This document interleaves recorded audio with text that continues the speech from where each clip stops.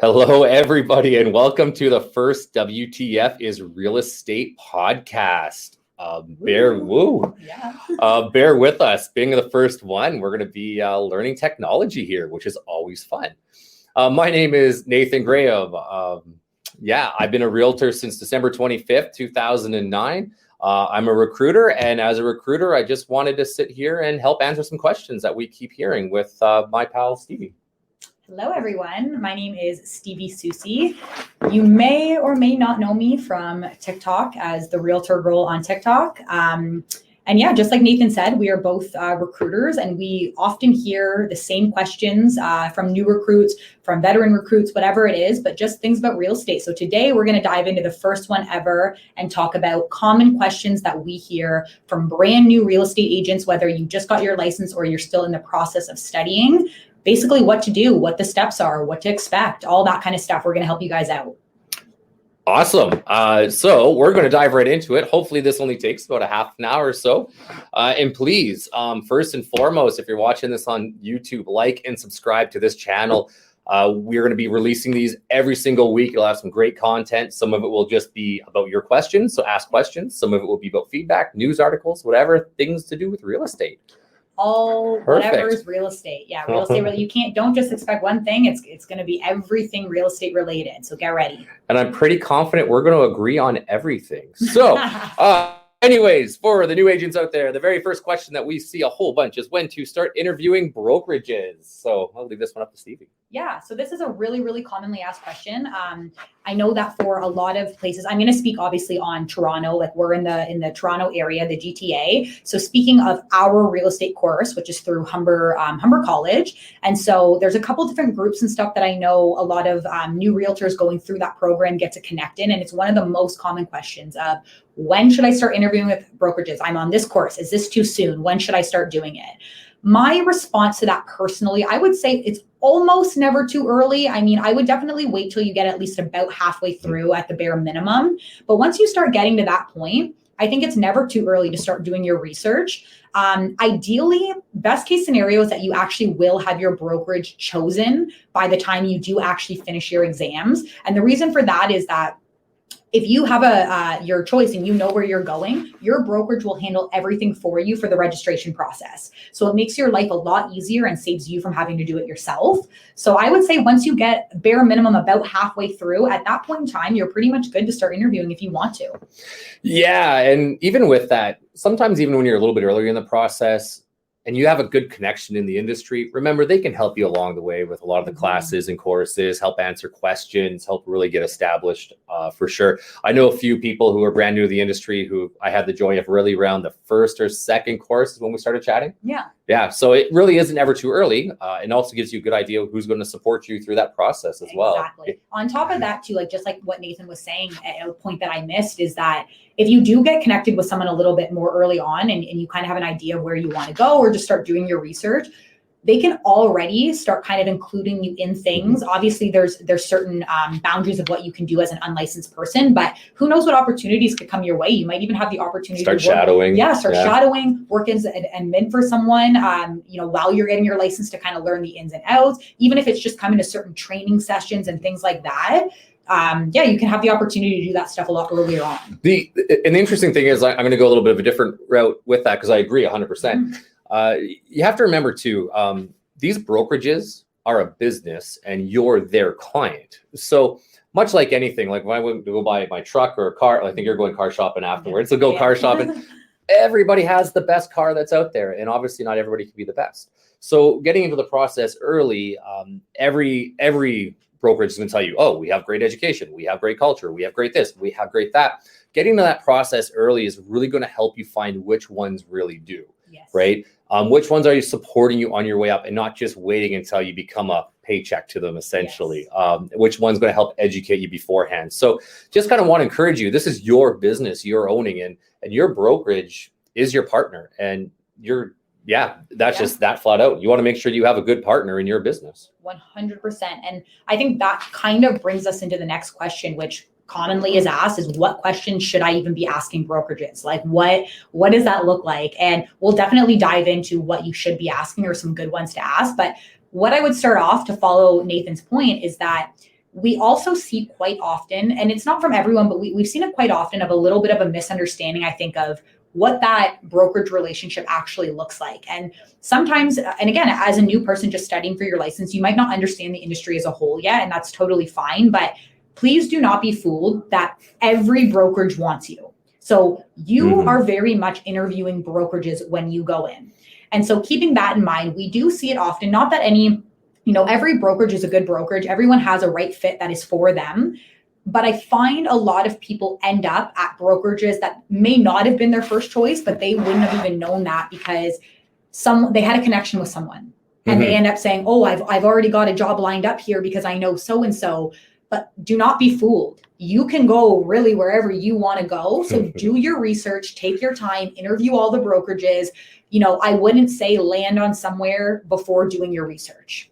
Proceed with caution with everyone. Yeah, I really want to go back to that because you're not wrong. Like, again, this is your business. And I don't know about you. When I first got in the industry, I didn't interview any brokerages. I actually did the interview process about 3 years after being in the industry. Oh, wow. Yeah. So I knew a guy who was my parents' realtor, and he was like, oh, my brokerage has this program. And I'm like, okay, that sounds good to me. Sign me up.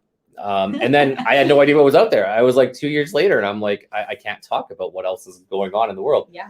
And all brokerages are different. Like, you have to look at what your business is. Do you want to be, not that there's anything wrong with these companies, but do you want to be Walmart, or do you want to be, what's that big, the good customer service one?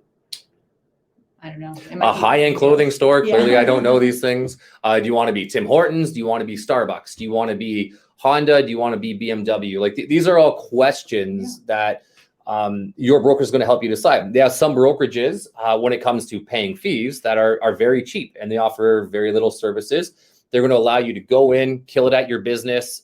You don't need really education. You don't need culture and support, and you just make a good living. Yeah. You have some others that are full service. They're going to help you with your offers. They're going to give you coaching right out the gate. They're going to completely educate you. They're going to have social nights, and maybe that's the environment you want to be in as well. So as you're interviewing, or I guess pre-interviewing brokerages, really think about, this is your job for what? Well, statistically, the next 2 years.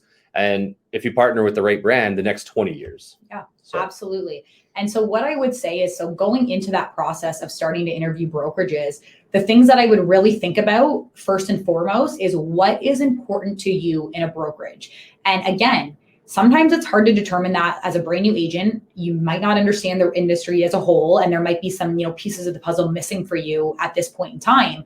But I would really just urge you to think about coming out of the gate as a brand new realtor, not really knowing that much, because we all know that real estate school doesn't really teach you how to actually work the business and get clients and all that kind of stuff. There's definitely a disconnect in that area for sure. So really think about what is important to you in a brokerage. And oftentimes, the only things that people are aware of to know about or ask about is the financials, the splits, the fees, all that.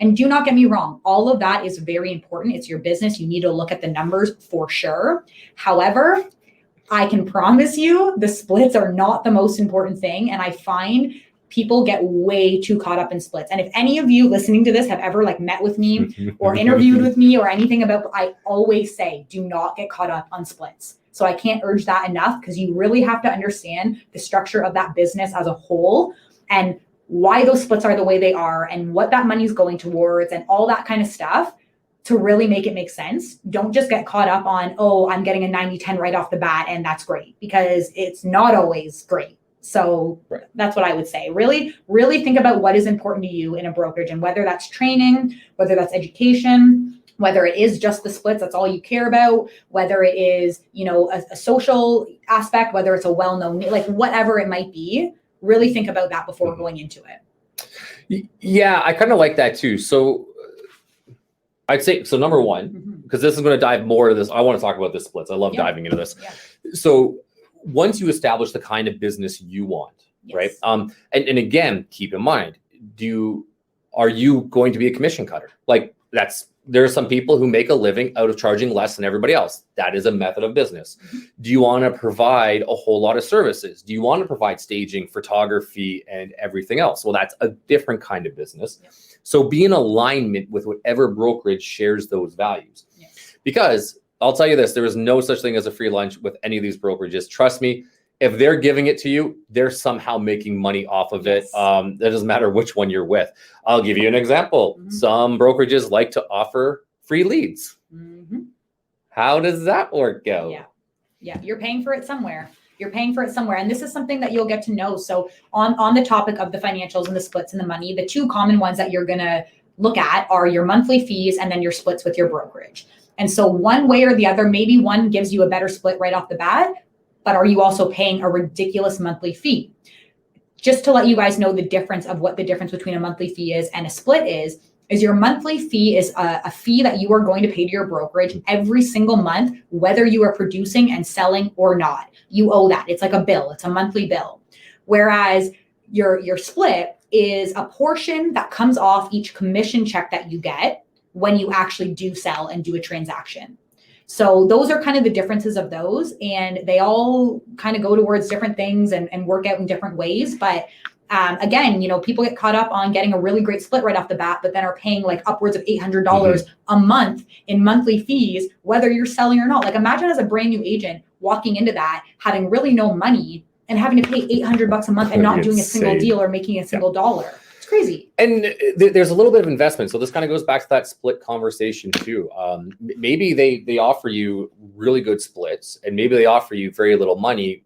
Well, again, they're not going to give you enough service. Otherwise, you're costing that brokerage money.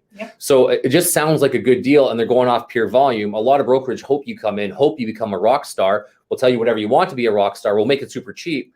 But they know the raw numbers. They know 1 out of 20 of them will become rock stars. So as long as they're not spending money on educating you and training you, waiting to see where you go, that's a big reason why a lot of them are cheaper.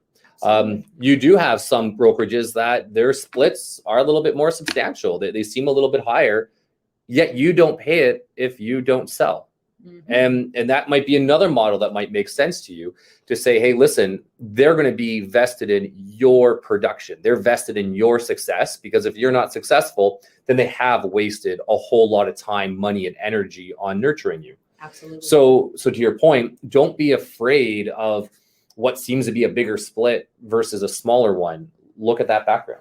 100%. And that's just exactly why I say do not get caught up in splits. And when you are interviewing with brokerages and they are telling you about their fees, their splits, their monthly fees, I really encourage you to dive deep into actually that breakdown of how all that looks and what it means, and just really understanding, because again, sometimes, a monthly split seems like less, but their fees or their transaction fees or whatever are higher. And so it might not come out plain and simple.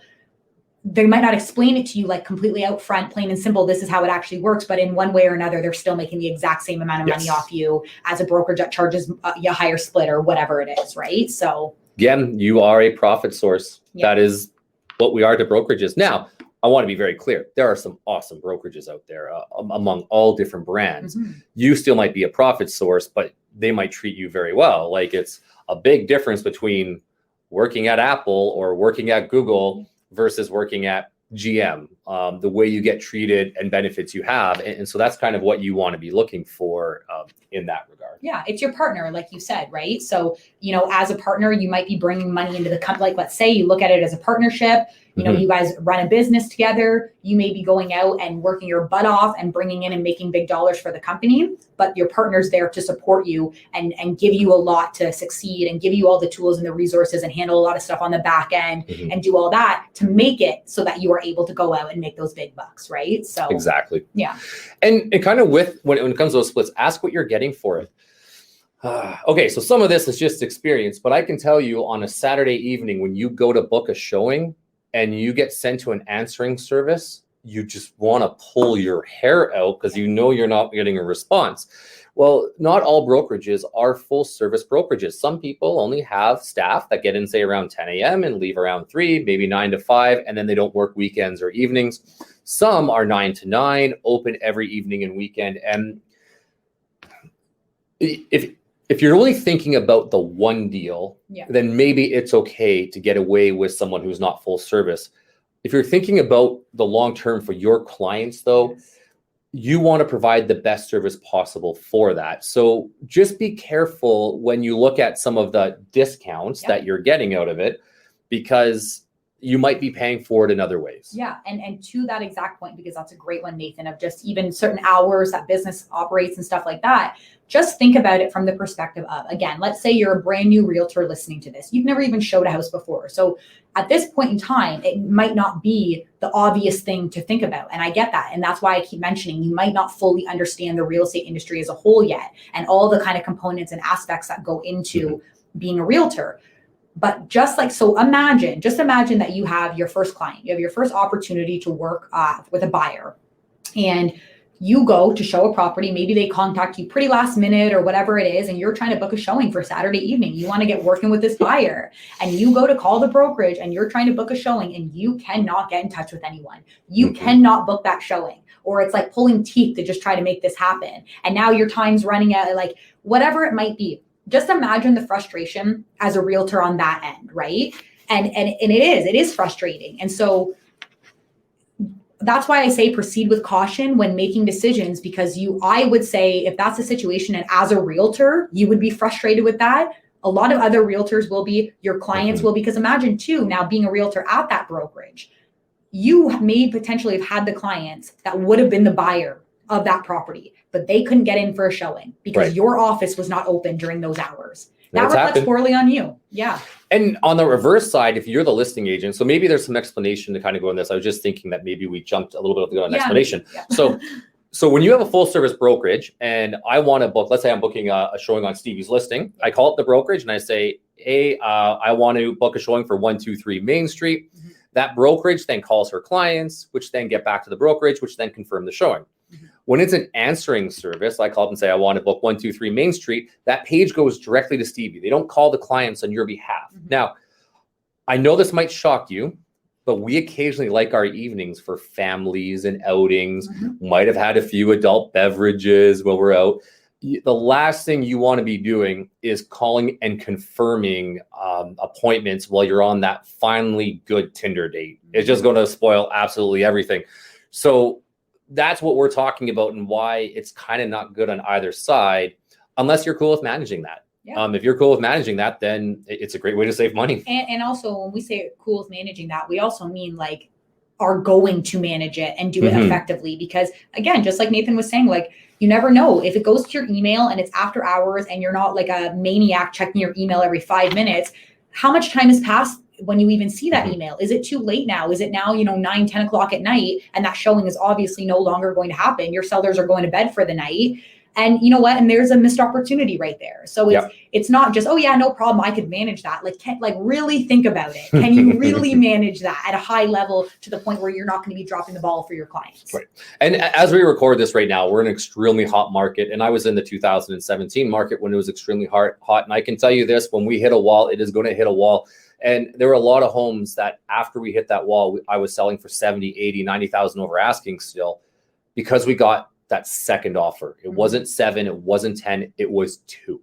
So that showing that you may not have confirmed might have just been that second offer. You might have just cost your clients 50 to 100 grand. It could be quite costly at the end of the day. Absolutely. And if you're that realtor who cares more about your bottom line, that's also effectively costing you a lot in commissions at the same time. Yes. So that's a hidden cost in your savings that you would have had over a cheap split. Yeah, absolutely. And so we just dove pretty deep into kind of, splits and stuff. And again, that's even that is just kind of tip of the iceberg of like really diving into splits and what all that means. And we'll get into that more in a later episode. But I guess going back to other questions and stuff you can look for when interviewing brokerages, because again, splits is always going to be one of the biggest things, the main things. But a few other things, and I think there's a few other things that I would say that a lot of other people maybe wouldn't. And that's going to depend on, of course, what's most important to you in a brokerage. However, something that I always say, of course, is so like training and education. That's a given, especially as a new realtor. You come out. Sorry, no. We say it's a given because, again, I just want to throw this out as a word of caution. Everybody has training and education, but not everybody has training and education. Sorry if I cut you off on that one, but like training calendars, take a look at them. See what they're inviting you to before you're even licensed. Okay, absolutely. now I'll quit cutting you off. Absolutely. And that's kind of what I was going to say too, is that once that stuff starts, once one thing is done by one brokerage that works and is good and it's attracting people, all the other brokerages pick up on it. It's like any kind of thing, your competitors in any sort of business. When you do something that works, competitors pick up on it and they start doing it as well. So at this point in time, every brokerage does offer training and education, but really, like, what kind of level of training and education really is it? And what results come from that training and education? That's really important, is actually looking at the producers, looking at the direct correlation of that type of training and education that is linked with the success of their realtor. So that's a big one. Also, I always say, the splits and the fees, of course, looking to see what your brokerage is offering you and how much you're paying and the financial side of things, as well as, I always say this, but the overall vibe of the office. I find this really important. People don't think about it enough, but I always say, if it's been a little bit weird the last 2 years with COVID, but moving forward, if you are given the opportunity to interview a brokerage in person, I highly recommend going right to the office and doing it in person so you can get a good feel for the overall atmosphere of the brokerage. And what I mean by this is literally, one, what does the office look like? Is it like crazy old, outdated, dingy? Because again, it's a reflection of you. You're going to have clients that come in there that meet with you, drop off deposit checks, all that kind of stuff. And it is a reflection of you. How do the front desk staff greet you, right? Like, what's the vibe? Because again, it's a reflection of you. What is the demographic? Are you, 21 years old getting your real estate license and every single person in the office is like 60, 70 years old? I've been to a few of those. Yeah. And if that's the case, and the reason I say that is not because there's anything wrong with it, but that office is likely going to cater towards what their main demographic is. And so if you're a young person that's utilizing, social media and stuff like that a lot, they might not be giving you the tools and the training to help you grow in that department because it's not their main demographic. And then another big one that I always say to ask about, this is so important and people don't ask about it, is broker of record support.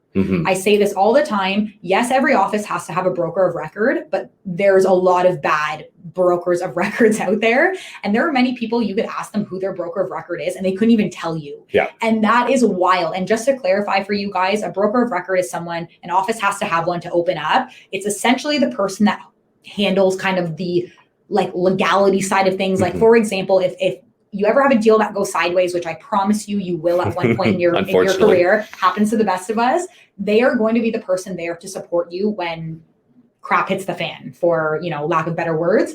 And they're also supposed to be there to help you so that doesn't happen, to put things in place that protects you, protects your clients, and protects the transactions as a whole. And I know for us, I can't say it enough, we have such an excellent broker of record that's what's made me realize the importance of it. Yes. If you don't have that, you might not realize the importance of it, but I think it's one of the most important. Yeah, there's a whole lot to touch on, because you're absolutely correct. Your broker record is absolutely massive, and the stories. I hate to tell you guys this right now, but buckle in. You're going to have more problems in deals than smooth deals. Yes. Almost every deal is problematic in some form. You're almost surprised. You're like, that was too easy. Yeah, you almost feel guilty. Like you need to somehow take them out for a bigger meal to say thank you. Oh, that sold in 2 days with no problems. So awesome. So broker record support so big. That culture idea too, by the way, is also very big. Again, every brokerage is going to tell you they have culture. And over the last 2 years, if you've been with a brokerage over the last 2 years that you feel the culture is lacking, give it some time. COVID's beginning to open back up. I know we're just starting our social events again. We're starting to get out with as a brokerage. Give us some time to open up. But who you're rubbing shoulders with matters. This is literally a fish tank and a fish conversation. You will grow to the tank that you're with. And if you are a top agent in your office within the first 3 to 5 years and you're not making 6, almost 7-digit figure numbers, you are in an office that you've grown too big for. Yeah. And that's kind of a starting point. The question you have to ask yourself is, where do you want to start? I personally made the choice to be a minnow in a giant fish tank, right, with sharks, because I get to learn how to be a shark. I've known people, though, who have come over, who have been the top agent at their brokerage, and they've come over to a different brokerage where now all of a sudden they're maybe top 20%, right? And they just couldn't handle it. And that's okay, too. They wanted to go back. But these are important questions you have to ask yourself about who you're rubbing shoulders with. Don't forget, you are the sum of the top 5 people you associate with. Yes. So make sure they're good. Yeah, that's something that I've learned a lot more. Like, people say that's a common, saying, and it's very true. I feel like since being in real estate and since really challenging myself to grow my career bigger and even take my career in, different directions and stuff now, I've really realized how true that rings of, like, who you surround yourself with is kind of who you are. And also equals like the opportunities you're going to receive too. Like it's really, really true. So keep that in mind. And again, when choosing a brokerage, something I will always say is that it's really going to depend on what you are looking to do with your business and get out of it. But one red flag I will mention, kind of sum this up, is when you go to interview with brokerages and they start telling you right off the hop everything about their brokerage, how great it is, how it's going to benefit you, why they're the best. That's fine. Every brokerage is going to do that in their own way. But if they do that without even asking about you first and who you are and where you're looking to take your career and, what avenue, are you doing residential? Are you doing commercial? Like, what are you interested in? How could they ever even possibly speak on it being the best fit for you or how it's going to benefit you or whatever, right? And so that is a red flag because, of course, every brokerage is going to have a little bit of a presentation of like what their brokerage is all about. It just is what it is. Like, we're going to tell you what it's about. But I need to know about you first. I need to know if you're the right fit, to have an effective conversation. So, and I really want to draw attention to this point because as I mentioned, I've been with 3 brokerages in my career. And I think, Steevie, you've only been with 1, which is, it's awesome to have 2 different points of perspective. When I made one substantial move, I went to a place that I heard really not a lot of good things about, to be honest. I got told that I'd just be a paycheck. It'd be in and out. Like, it wasn't great.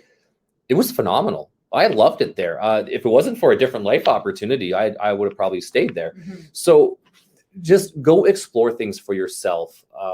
To that point, a big red flag, if they're dogging another brokerage, probably not a good sign. Remember what they're willing to say about someone else, they'll say about you on another time. So for sure, careful with that. Yeah. And I think too, again, to that note, depending on what type of person you are, like, I also respect someone who's a bit of like a straight shooter and can kind of maybe give their perspective. There's a difference between someone coming to you and literally throwing other brokerages under the bus and having basically the interest in mind of like, my brokerage is the best and that's all I'm going to allow you to see, as opposed to maybe just a different perspective of someone who kind of understands the industry maybe a little bit more than you do, or really what their brokerage can have to offer. I think it's okay for people to give honest opinions and perspectives, but it has to be done in a very respectful way. And again, understanding that everyone has a right fit for them. So your brokerage might not be their right fit, and that's okay. But yeah, I mean, I know for me, I'm all for, if someone asks my honest opinion on a brokerage, I will give it to them no matter what I think, but still making sure I ask them, well, what are you looking for? Like, I need to know that first. Like, what's important to you? What's, I want to go back to your first point. If they don't know your goals, then how are they actually going to fit it to you well? Again, I love giving examples for stuff. I knew a guy in the industry. I worked for a brokerage that had a lot of culture. It had a lot of education. He came over, I think he did 30 Ns in his first year in real estate. And he's like, I don't use any of this. He is never in the office. He never came to a social event. He didn't really take a part of any of the education. We were not a fit for him. It was a whole different fit. And that's okay. As a recruiter, if you're not a fit for our brokerage, I will try send you to one that you are a fit for. To Stevie's point, though, if you're with someone who makes it sound like theirs is the only model that's working, that's a red flag. Exactly. Another quick red flag, by the way, if they don't know what a database or lead generation is and good systems around it. Yeah. So I had this conversation this morning. Your database is your lifeblood. You either have to pay for it, you go get it, maybe they offer you one, but it is your lifeblood to your business. It's what makes it that you're not cold calling in 10 years or door knocking. Maybe you will be, maybe you won't be, but that is what your baby is. So a lot of brokerages will talk about lead generation, on how to build that database, but they won't give you a system on protecting that database. So please get with a place that understands a database. Yeah, that's a fantastic point. I agree 100%. And then on that note, I mean, again, a lot of these topics we can dive a lot deeper into on each specific topic, and we will as the episodes go on. But the next thing I would say is, so you've chosen a brokerage now. Let's say you make a decision on a brokerage and, you're ready to start, your licenses come in, like you are ready to really, hit the ground running. What next? Because again, as we know, and speaking specifically on the real estate here in Toronto, the common thing that everyone says, and we all know, and we've all experienced it, is that when you come out of it, you still do, there is a disconnect from getting licensed to actually understanding how to build a business now and really, get clients and do all that. So what do you do? And so I guess first step, I would say, I mentioned it, I touched on it a little bit in the beginning, but if you do have that brokerage chosen for when you do finish, first step is obviously getting registered, fully getting registered, and your brokerage will handle that. So they will, they'll ask you for all the paperwork that they need from you, which includes like your police check and all that kind of stuff.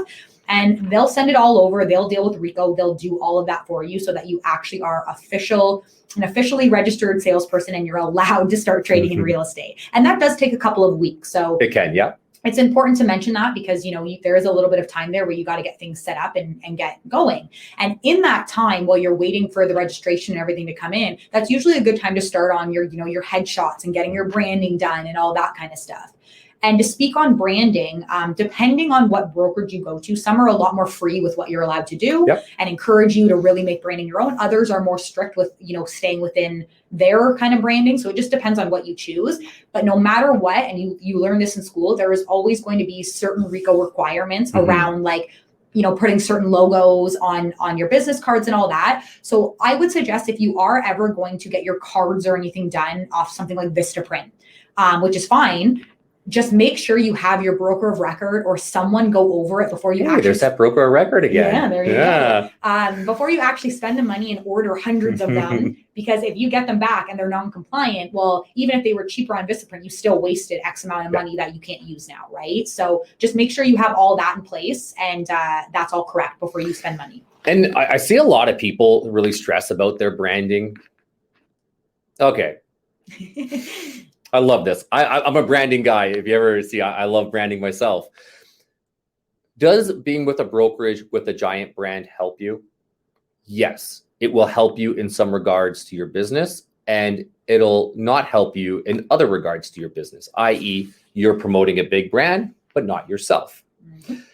Does joining a brokerage that is maybe less known, but allows you to brand yourself, help you or not help you? Sure. You might have to work a little bit harder at your scripts, but at least you're building something of your own. So again, go back to the kind of business that you want to create out of this. Absolutely. Oh, and one last thing. Okay.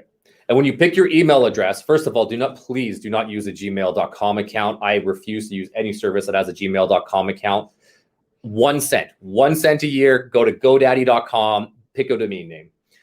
The other thing, be careful. Let's say you use a branded site, like for example, your name at Remax.com, your name at Century 21, or your name at EXP, or your name at Keller Williams, whatever case it is. This is actually, I want to touch this as a red flag thing. Yeah. You're stuck with them as you use that email address. So I know for myself, right out the gate, I've changed it since then, but my first email address was nathan@nathangraham.ca, because if I made a wrong choice, trust me, switching brokerages is not difficult. I could take that with me. Yeah. A lot of brokerages too, and this is that red flag, and I know I'm rewinding, but I got to talk about this. They will do things for you, okay? But be careful on the difference between service and not allowing you to be able to do it yourself. For example, a lot of brokerages, I know some brokerages, not a lot, some brokerages will write all your offers for you, and they'll do all your paperwork for you. As a matter of fact, I knew one that wouldn't allow you to write your own offers for about the first 3 to 5 years while you were with them. Okay, that's cool. You're like, I pay money, they're doing this job, I don't need to hire an admin. It sounds really good. Now, though, you're not being taught how to be self-sufficient. Now you're stuck to that brokerage because they found a way to keep you there. So make sure when you look for a brokerage, we just ran this recruit this week, make sure when you get a brokerage that they teach you, they support you, but they teach you to be self-sufficient. Yes. That's a really good point. I got to tell you, I'm like sitting here shocked right now because it's a known thing. There are definitely some brokerages that do offers for you. They have the front desk or certain admin that will do all that. That's fine. That's not news to me. I've never heard it to that extent. And to me, that's wild. And again, this is just playing devil's advocate a little bit. As much as I 100% see the value, especially in certain circumstances or as like a brand new agent, to have someone to write offers for you and stuff like that can be very, very helpful. Again, playing devil's advocate a little bit. For me, in my situation, my perspective is like, I would never trust somebody else to write my offer for me. Like I'm like, this is my client's biggest transaction. This is a huge deal. I'm representing them. And I'm way too scared to have someone who's maybe not actually a realtor or whatever it is, write my offer for me. But that just depends, because I can understand as a brand new agent out of the gate with no experience, looking for that guidance and stuff that you can get. So it really depends on what you see value in and whatnot. But I agree. A place that won't even allow you to write your own offers, that's like scary to me. That's a big red flag. And just quickly going to this database conversation, I haven't seen this. I've only heard rumors of it. So this is just rumors, but make sure you can export your database. If you go to a brokerage and build a database, that, again, your database is your baby. That is your lifeblood. Make sure you have that with you. Even if you have to spend a little bit of extra and go external, that's your baby. So by the way, that's another place where you begin. Yes. And just so anyone who's listening to this, if you don't quite know exactly what a database is yet, it's literally your lifeline to business. So it's essentially a place, and you can use different websites or whatever it is for it. Some people even use like an Excel spreadsheet. Don't recommend it, but just so you get the idea, it's basically a place where you store all the names, numbers, information, addresses of people that clients, past clients, future potential clients, which are essentially called leads, and stuff like that, right? And so it's storing it in one place so that you have all that contact information and all that. So like Nathan's saying, if you were to join somewhere that maybe gives you a free thing that you to use as a database, it's called a CRM. But when you go to leave that brokerage, let's say you want to make a change in a few years after you've spent your last 2 years building that database, putting all those names in, and that is literally what's going to fuel your business for the next few years, and you can't take that with you, that's basically starting all over again. So again, that's a huge thing that you need to be aware of if that's the case. So for sure, definitely, that's your lifeline. Where else do we begin? So I would say, just to finish it off. So again, what's next? What's the next step? So after you choose your brokerage, do your branding, do all that, the next question that we get asked all the time is like, what now? How do I actually get business? What do I do? And so the best answer I can say to that is work your sphere of influence. So it's lead generation, but in the beginning, when you don't really have a large database, you want to work something that's called your sphere of influence. And what that is it's people that you already know, they like you and they trust you. So this could be friends and family, to name the most obvious ones. But outside of that, it could be the barista that you see every single day at Starbucks. It could be parents that you see when you drop your kids off at, school. Other parents from sports teams of your kids, things like that, your hairdresser, your nail esthetician, like whoever you speak to, they know you, those people, you want to let them know you're in real estate. You want to ask them about real estate. Do they know anyone who's looking to make a move? Going to the people directly that you already know and have a relationship with, that is your first place to start. So that's definitely something that I'd be doing right off the hop. I kind of want to touch on that too. Again, story time, because I love stories. I shoot pool. I play pool league, billiards, whatever case may be.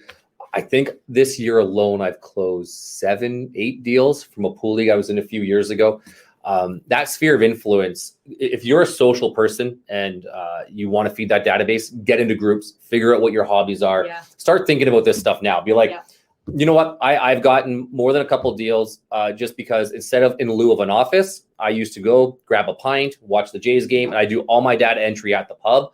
It's gotten me playoff tickets to the Raptors because I got to know all the reps. I've helped servers and bartenders find homes just from that little bit of a change. By no means am I telling you create a whole lead generation plan around just drinking. Probably not the best idea. I'm just saying, keep an eye on, be a social person. Like that's our job, is social. So on that note too, is something I'll say is I would say there's a few types. There is many forms of lead generation and what you can do. I would say some of the most common are door knocking and cold calling, which are our most like old school known, but they're very effective and they work. I'd say social media is a strong one. And then I always say, and just having a strong social game. And people I know a person as well. He was actually, he's a good friend of mine. He was rookie of the year when he started, in real estate.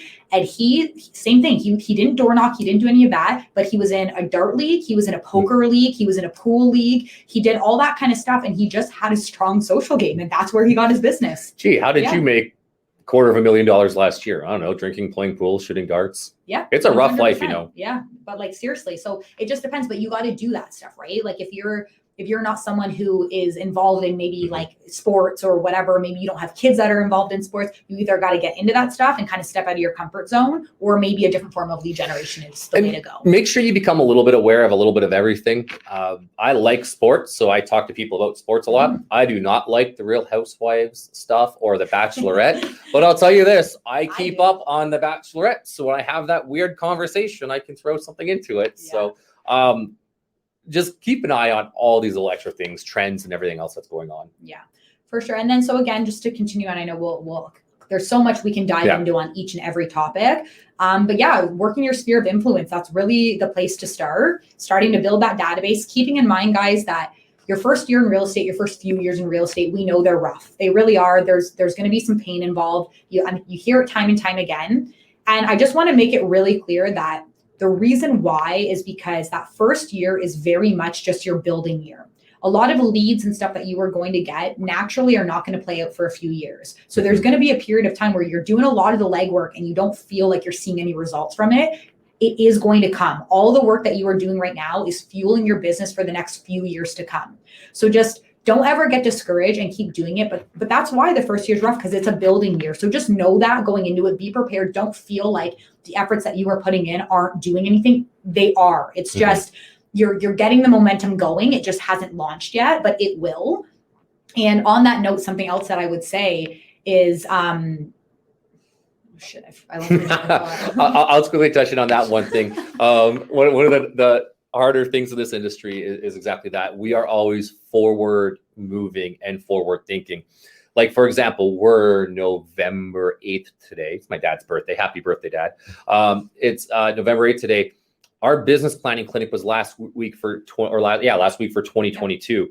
I'm not even thinking about 2021 anymore in my business. I am focused on 2022 now and what that's going to look like. So what I do today gets me a paycheck in 3 months. Absolutely. So be forward thinking. Yeah, I just remembered what I was going to say too. Perfect. Thank God. And maybe I'll leave you with this, a little bit of words of encouragement for any, newer realtors out there, or even any realtors that are a few years in, but maybe are still feeling that struggle to take off. But going back to the first year in real estate, it's tough. We're told time and time again, your first year is going to be rough, like be ready for it. And yes, be prepared for it, because often we see realtors who drop out simply because they're not prepared for it.